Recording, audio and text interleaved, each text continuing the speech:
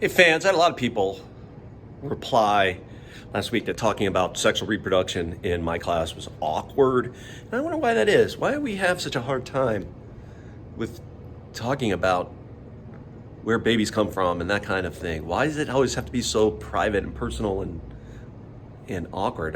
It's not just you. I mean, it's always the way it's been. Maybe that's something we should change, be a little more comfortable with realities of sex and reproduction. But what do I know? I'm just a science teacher. Well, that whole topic was awkward. Mr. Coax. All right, fans, let's talk a little bit about chromosomes. I mean, I'm talking a lot about reproduction, but when it gets right down to it, we know that sexual reproduction is a way to mix up genes, DNA, and we've also learned that these things, genes and DNA, are stored on long strands of chromatin that bundle up into chromosomes during, that's right, mitosis. Okay? Now,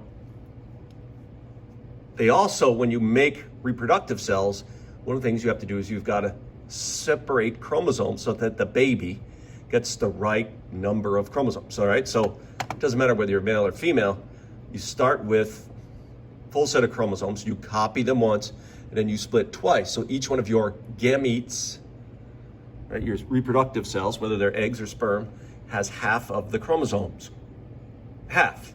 So then when you put two together, you get a full set. Now in human beings, we have 23 chromosomes from mom, 23 from dad. So like there's 46 altogether, but they really are just 23 pairs. The number of chromosomes really doesn't mean much. Not every, like fruit flies have 4, okay? But like corn plants have like hundreds of chromosomes. So the number of chromosomes doesn't really make much of a difference in terms of how complicated things are in your life. It's just how the DNA was bundled, okay? But yeah, to be a human, you need to have 46 chromosomes. And there are a few exceptions of people with more or fewer chromosomes, but 46 is the standard. And right, if you have all 46 chromosomes, they have all the instructions to grow into being a people, right? I see. Let's see. If you have 46 chromosomes, you get half from mom in her egg, half from dad in his sperm, and the mixture of those chromosomes makes you something like mom, something like dad, but you're not exact copy. All right, so this is a picture of chromosomes. This is called the karyotype, and what you see, hopefully, is that these are the 23 pairs of human chromosomes, and they have very creative names, very, very creative names. The biggest one is called chromosome 1. The second biggest one is called chromosome 2. The third biggest one is called chromosome 3, etc., etc., etc. Isn't that creative? But if you look at them, they actually are, you have 46, but they're actually 23 pairs because you get a copy of chromosome 1 from mom in her egg, and you get a copy of chromosome 1 from dad in his sperm. They're the same chromosome with the same genes on them, right? Here's a kind of a gene map. There's chromosome 1. There's 246 million base pairs. There's thousands and thousands of genes. And remember, a gene, we're gonna talk about more what they do later, but genes are instructions to make something, usually a protein. All right, so you got 1,000, on chromosome 1, you got 1,000 in sets of instructions from dad, and you also got 1,000 set of instructions from mom, and those are the instructions you follow. We're going to talk about this later. Sometimes mom and dad give you the same instructions. Sometimes they give you conflicting instructions, and we'll see how that works. But right now, just know that chromosome 1, you've got a few thousand genes, and you got a copy from mom, a copy from dad. Chromosome 2, a few thousand genes, a little bit fewer, right? It's the second biggest chromosome, some from mom, some from dad, all the way down to chromosome 22. But this last set, the 23rd pair, is the only one that doesn't get a number. These are the weird ones, and everybody gets at least one one of this like big ones. We call that chromosome X. And chromosome X is a really cool chromosome. Chromosome X has the genes that allow you to see colors. Chromosome X is the chromosome that has the genes that allows you to build muscle tissue. What else does chromosome X has? Chromosome X has the ability to fight off infections. Okay? Chromosome X has the genes that allow you to clot your blood. Those are things everybody has to have. And luckily, everybody on Earth is born with a chromosome X. Okay, chromosome X. Some of you are born with two. You got one from mom and one from dad. But here's what's weird. Some folks are only born with one. They still got two chromosomes. Okay, one from mom, one from dad. But dad did not give an X chromosome. Now, what's interesting about the X chromosome, it also has the genes for making eggs, to be an egg maker. So if you're an egg maker, you definitely have X chromosomes. But everybody has an X chromosome, which means, yes, everybody can be an egg maker. Every person on Earth has the ability to make eggs, right? If you have two X's, you make eggs.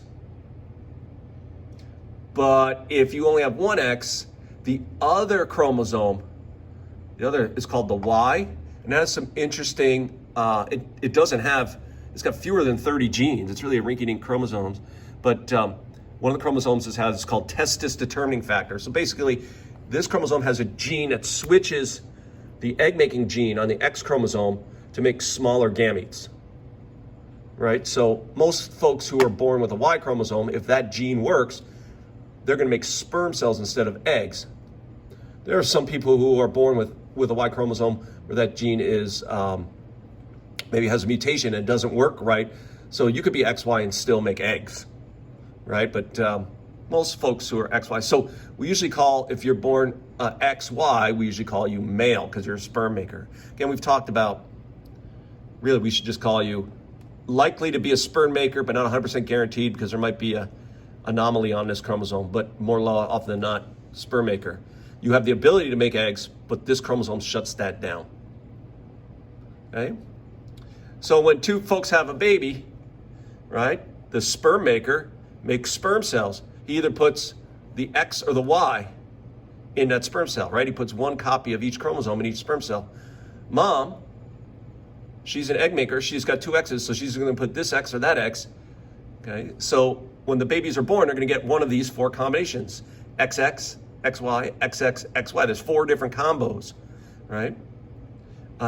Whether or not the kid grows up to be a sperm maker and egg maker is dependent on whether or not they got an X or Y from their father. So if you like the type of gametes that you made, you can thank dad for that, okay? Mom gave you the instructions to make eggs. If you make sperm, you got those from dad. And if you make eggs, that's because dad did not give you the instructions to make sperm. Now what's, right, we usually call the XY combo male, the XX female, but anyway, it's not true in all species, right? In humans, we're XY. It's funny, in chickens, it's like the opposite. If you get two different chromosomes of chromosome 76, right, you're the egg maker. And if you get two of the same, you're the sperm maker in chickens, right? In fruit flies, kind of like in bees and stuff, you can have, if you get two copies of chromosome X, you're female. If you get a copy of chromosome X from dad, X from mom and dad, Y from dad, you're male. Or you can also be born without even having an egg fertilized and you'd still be technically male. And anyway, it's just kind of weird. And I think the weirdest and maybe the coolest thing is like a lot of animals don't even have sex chromosomes or gender chromosomes.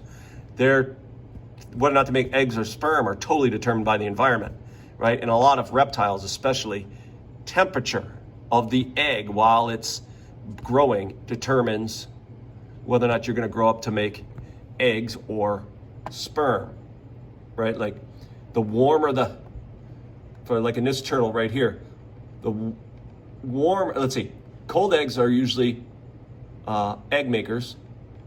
Warmer eggs are usually sperm makers, but then if it gets too warm, you go back and you make eggs, right? Different for this turtle. The cooler eggs are the egg makers. The warmer, are the sperm makers. The warmer ones are the egg makers. And alligators, who are just awesome. You know, Ms. Alligator, she'll bury a whole bunch of eggs in the sand. Usually the ones at the bottom are the coolest, so they become egg makers. The ones at the top are the hottest, so they become egg makers. And the ones in the middle become the sperm makers. It's all dependent upon temperature. Whoa, that is wild. Right? Let's look at them. You can't tell the difference between a male and a female alligator, can you? No. All right, so we're going to be talking about chromosomes. And today, the gender determination by chromosomes happens in some species, but not in all.